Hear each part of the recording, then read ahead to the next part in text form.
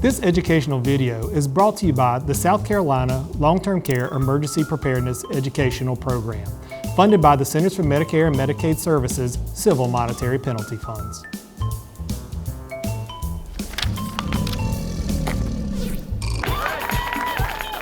Welcome everybody to Duh, It's Water. You guys ready to play? Let's get started. Alrighty guys, question. The human body needs this liquid to stay alive. What is jalapeno cheese dip? No, yeah, not even close. I'm sorry, but the correct answer is duh, it's water. Okay, moving on. This basic element found on Earth is clear and wet, and you're both drinking it right now. Are we allowed to use our phones? I think I'm gonna TikTok it. No, please stop. The answer, of course, is duh, it's water. It's the only answer. It's the name of the show. I can't take this anymore. Please just vaporize them. Hi, I'm Jim with the Institute for Disaster Management.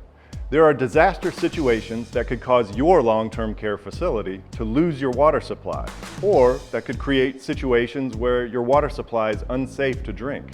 Hurricanes, tornadoes, ice storms, even earthquakes could all cause widespread water outages.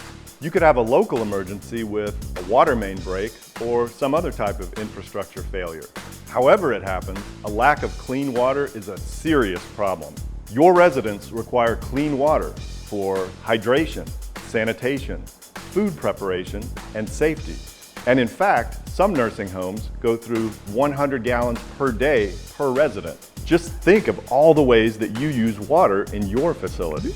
There's drinking water, food prep, toilets, showers, and sinks, plus facility operations like laundry, dishwashers, ice makers, emergency sprinkler systems, and more. For the safety of your residents, you must have a plan in place to provide clean water in the event of a disaster. It's not just a good idea, it's actually required. So let's dive right in. Should you stay or should you go? In the event of a disaster, you can either evacuate your facility or you can stay put and shelter in place. Okay, too much dust. We can stop with the dust. That decision will be guided by the particulars of your disaster and by your overall emergency plan. But no matter what, you must be sure that clean water is provided for your residents and your staff. Here's Dr. Doom, AKA Real Deal O'Neill, with a story that you need to hear.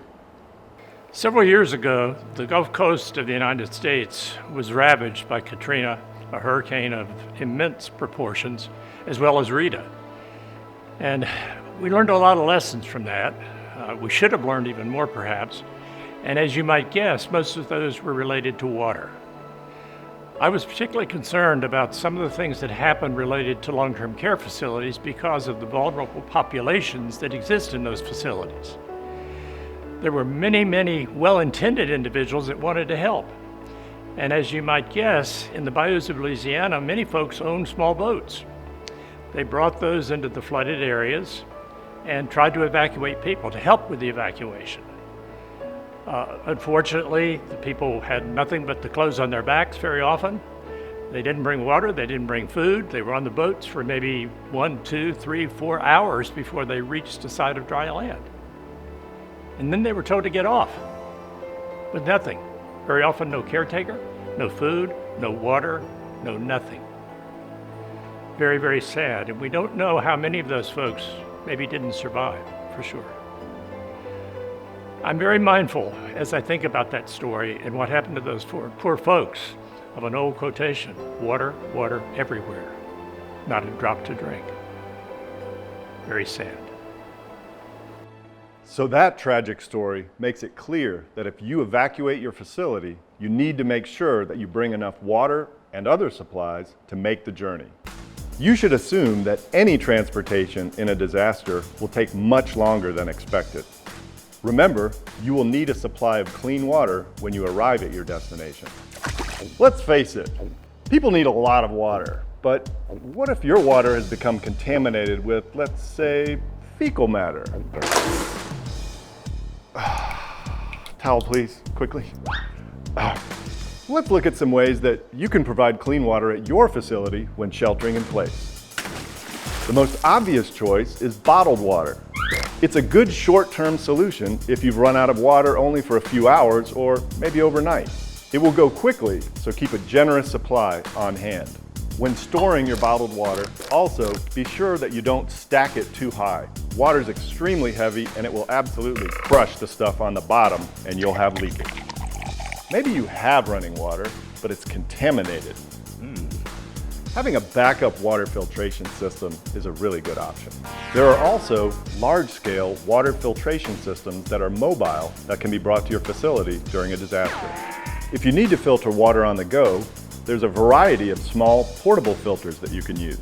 You could be in a situation where you need to boil your water in order to disinfect it. So have a plan for how you will boil that water if your electricity is out or your gas supply is interrupted. You can also disinfect water with chemicals like bleach or iodine or tablets. This requires some training and some supplies, but chemicals can do wonders when used correctly. Chemicals can also do a number on your stomach, so be prepared for the possibility of diarrheal illness if your people are drinking chemically disinfected water. No one likes diarrhea, but it can be a deadly serious problem for long-term care residents. Does your facility have its own well on site? It's possible that you're on a municipal supply of water, but you could also have a well on your property to use in emergencies if properly inspected. Remember that you'll need a source of electricity to pump that water. Other options include keeping large tanks of clean water on site as a backup supply. You could also have a tanker truck of water on call and ready to be delivered in an emergency. Be sure to check with your healthcare coalition, emergency management division, and other community partners. They may have connections to other water resources during a disaster. During a disaster, local breweries and bottling facilities will sometimes switch operations and begin offering clean water to the community. Welcome to Soberfest. Enjoy your room temperature distilled water. Oh, thank you. Cheers. Yeah, that's just water. Woohoo! Soberfest. If you're short on water, you could have a big, hairy problem with food preparation. So think ahead and stock up on foods that don't require water to prepare, like canned food, granola bars, or even military-style MRE meals. Tastes like victory. Okay, look, we need to talk about your dirty laundry. If your supply of water is limited, you can't waste it on doing loads of laundry. And if you use a laundry service, they may not be operational in a disaster. So keep a generous supply of clean sheets, blankets, towels, and scrubs on hand. Remember, you need enough clean for your residents and staff. Disposable linens are a good option as an emergency backup. You're really doing a fantastic job. I would totally help you out right now, but I gotta do this whole video thing. Remember, if the water isn't flowing, your residents will still be going. Number 1 and number 2 specifically. So you will really want to be able to flush those toilets. Here's a quick demonstration on exactly how to flush a toilet using a bucket of water. Fill up a bucket with at least 1 gallon of water. Begin pouring the water into your toilet bowl. Start slowly and then quickly empty the rest of the water into your toilet bowl. The toilet should flush. Repeat these steps as needed.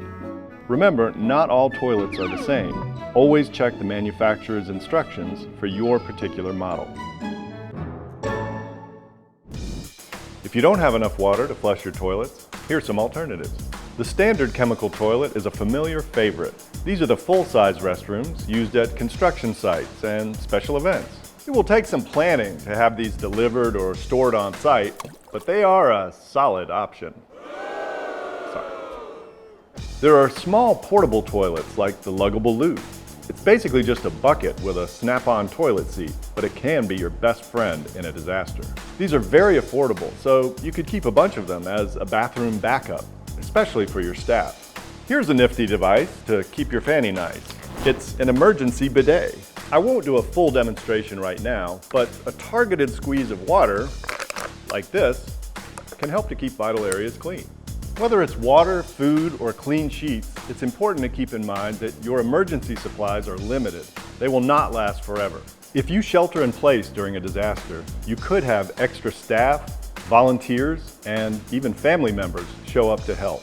Encourage any extra people coming into your facility to bring their own food, water, and other supplies with them. We hope you've learned a little about emergency water in long-term care facilities. We've hit the high points, but there's a lot more that you need to know, including some very important rules and regulations. You know, legal stuff you need to read. You can find more information and links on our website. Thanks for watching.